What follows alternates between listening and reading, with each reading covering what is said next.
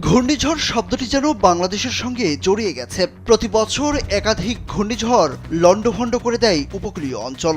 এক ঘূর্ণিঝড়ের কবল থেকে বের না হতেই হাজির হয় আরেকটি ঘূর্ণিঝড়। এবার বছরের প্রথম ঘূর্ণিঝড় চোখ রাঙাচ্ছে।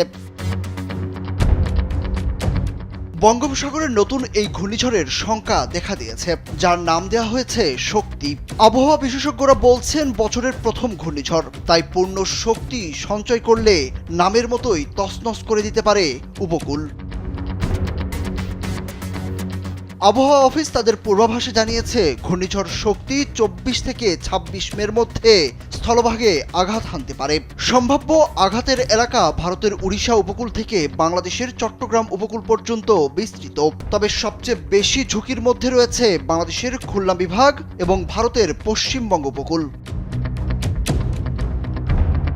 মে মাসের তৃতীয় সপ্তাহে সাগরে প্রতিকূল পরিস্থিতি তৈরি হতে পারে। ওই সময়ের মধ্যে একটি ঘূর্ণিঝড় সৃষ্টি হতে পারে, এমনটা জানিয়েছেন কানাডায় বসবাসরত আবহাওয়াবিদ মোস্তফা কামাল পলাশ।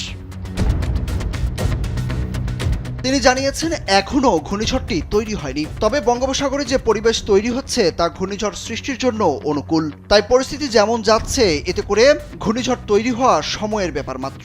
আবহাওয়াবিদ মোস্তফা কামাল পলাশ সবাইকে আগাম সতর্কতা অবলম্বনের আহ্বান জানিয়েছেন।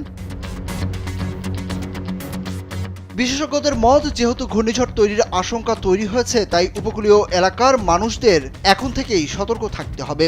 বিশেষ করে মাছ ধরার ট্রলার ও নৌকাগুলোকে নিরাপদ স্থানে রাখার পরামর্শ দেওয়া হয়েছে। এছাড়া ঘূর্ণিঝড় আঘাত হানার আশঙ্কায় যে কোনো সময় আশ্রয় কেন্দ্রে যাওয়ার জন্য মানসিকভাবে প্রস্তুত থাকার কথাও বলা হয়েছে।